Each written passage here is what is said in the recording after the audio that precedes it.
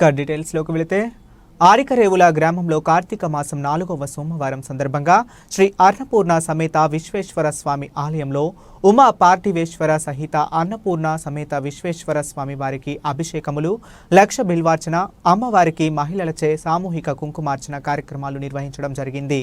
ముందుగా ఉమా పార్థివేశ్వర ఊరేగింపు కార్యక్రమం నిర్వహించి అనంతరం పూజా కార్యక్రమాలు, హోమ కార్యక్రమాలు నిర్వహించడం జరిగింది. ఈ కార్యక్రమంలో అధిక సంఖ్యలో భక్తులు, గ్రామ ప్రజలు పాల్గొన్నారు.